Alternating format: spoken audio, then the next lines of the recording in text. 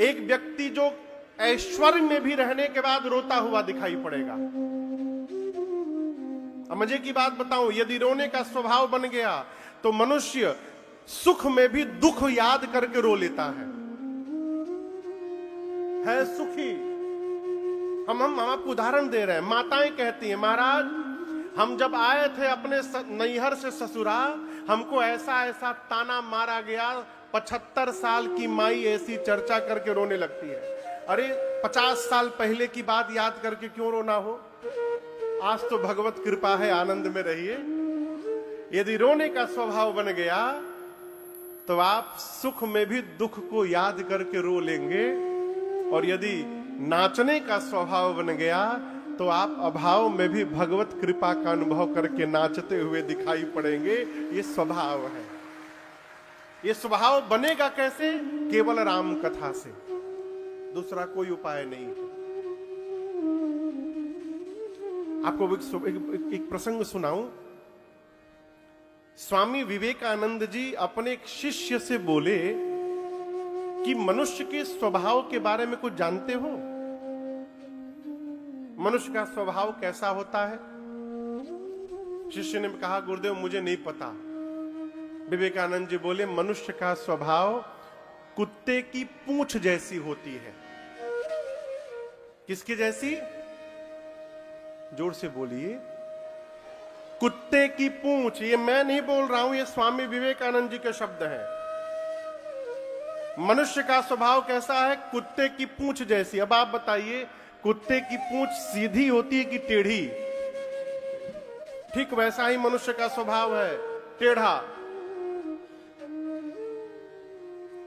लेकिन स्वामी जी बोले, लेकिन एक बात बताओ, फोफी आप लोग देखें, फोफी। हम लोग छोटे थे तो गांव में जाते थे तो एक क्या बोलते हैं उसको, हम तो फोफी बोलते थे। एक चिप्स होता था लंबा पाइप जैसा, उसको उंगली में लगा के खाते थे हम लोग। पीले रंग का, लाल रंग का, हरे रंग का मिलता था। आप लोग भी खाए होंगे। उंगली में लगा लगा के लंबा लंबा रहता था, उसको हम लोग फोफी कहते थे। यहां कुछ और कहते होंगे। तो स्वामी जी बोले कि यदि ये बताओ, लोहे की पाइप हो, लोहे की फोफी, और उस लोहे की पाइप में कुत्ते की पूंछ डाल के बांध दो, तो पाइप में जाने के बाद पूंछ टेढ़ी रहेगी कि सीधी? बोलिए, सीधी। उसी तरह पाइप में पूंछ डाल करके बांध करके छोड़ दो 10 साल के लिए, ना 10 साल, मान लीजिए 1 साल। 10 साल में कुत्ता रहे ना रहे भगवान जाने, 1 साल। हाँ, 1 साल, 1 साल के लिए पाइप में पूंछ डाल दीजिए। आप बताइए, 1 साल तक उसकी पूंछ सीधी रहेगी कि टेढ़ी? बोलिए, सीधी। और 1 साल बाद जैसे पाइप निकालिएगा फिर टेढ़ी हो जाएगी। 1 साल सीधा रहने के बाद भी जैसे पाइप निकला, कुत्ते की पूंछ फिर टेढ़ी हो गई। शिष्य ने कहा, इसका क्या अर्थ है गुरुजी?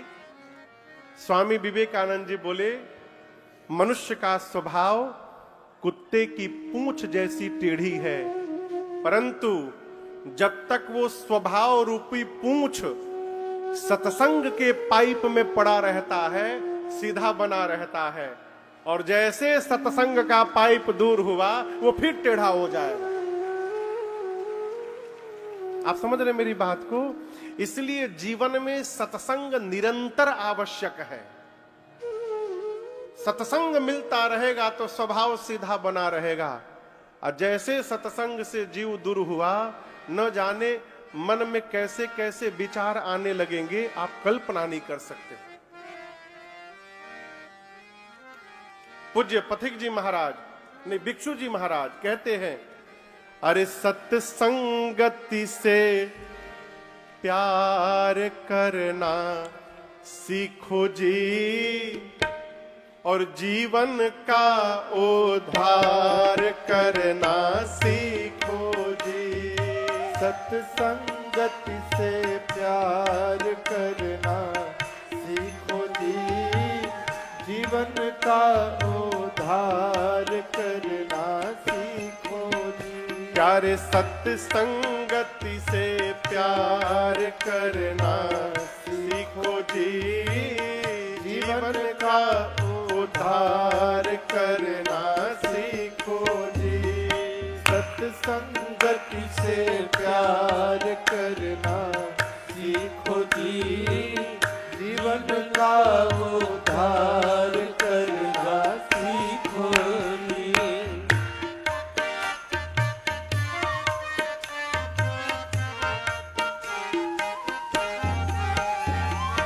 तन धन धाम संग नहीं जावे, सुतदारा कोई काम न आवे। तन धन धाम संग नहीं जावे, सुतदारा कोई काम न आवे। तन धन धाम संग नहीं जावे, सुतदारा कोई काम न आवे। तन धन धाम संग नहीं जावे, सुतदारा कोई काम न इसलिए आवे। ममता का संहार करना सीखो जी। जीवन का उद्धार करना सीखो जी। ममता का संहार करना सीखो जी। जीवन का उद्धार करना सीखो जी। अरे सत्संगति से प्यार करना सीखो जी। जीवन का उद्धार करना सीखो जी।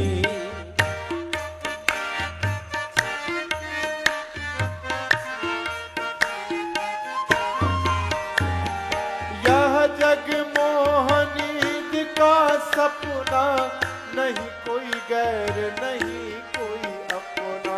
यह जग मोहनीद का सपना, नहीं कोई गैर नहीं कोई अपना।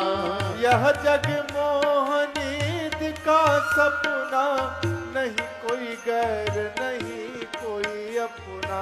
यह जग मोहनीद का सपना, नहीं कोई गैर नहीं कोई इसलिए अपना। सत्य असत्य विचार करना सीखो जी। जीवन का उद्धार करना सीखो जी। प्यारे सत्य असत्य विचार करना सीखो जी। जीवन का उद्धार करना सीखो जी। प्यारे सत्संगति से प्यार करना सीखो जी। जीवन का उद्धार करना सीखो जी।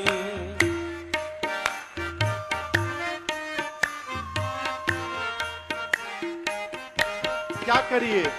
हरि का भजन नित्य प्रति कीजय, अंतःकरण शुद्ध कर लीजय। हरि का भजन नित्य प्रति कीजय, अंतःकरण शुद्ध कर लीजय।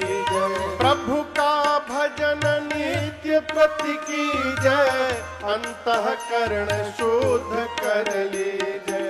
प्रभु का भजन नित्य प्रति कीजय, अंतःकरण शुद्ध और प्रयास कर करके लीजय। प्रभु से साक्षात्कार करना सीखो जी। जीवन का उद्धार करना सीखो जी। हरि से साक्षात्कार करना सीखो जी। जीवन का उद्धार करना सीखो जी। सत्संगति से प्यार करना सीखो जी। जीवन का उद्धार करना सीखो जी।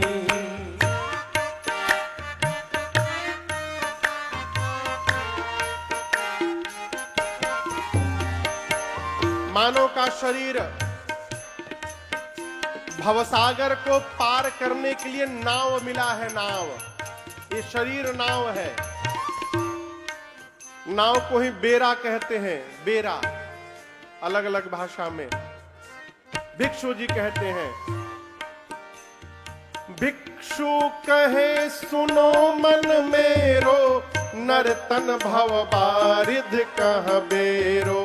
भिक्षु कहे सुनो मन मेरो, नर्तन भव बारिध कह बेरो।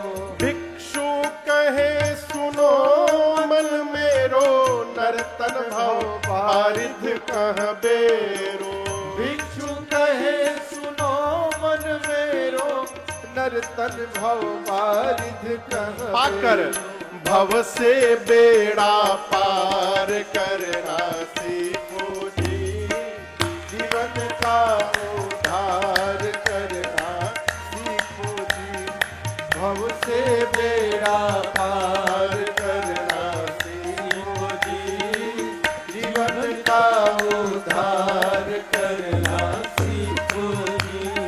सत्संगत से प्यार करना सीखो जी, जीवन का उद्धार करना सीखो जी। प्यारे सत्संगत से प्यार करना सीखो जी, जीवन का उद्धार करना सीखो जी। सत्संगति से प्यार करना सीखो जी, और जीवन का उद्धार करना सीखो जी। लेकिन हम आपसे एक बात कहें, प्रातः काल जब हम शोभा यात्रा में आए और जिस दृश्य का दर्शन हुआ, ये पता चल गया कि आप लोग को सत्संग से बहुत प्रेम है।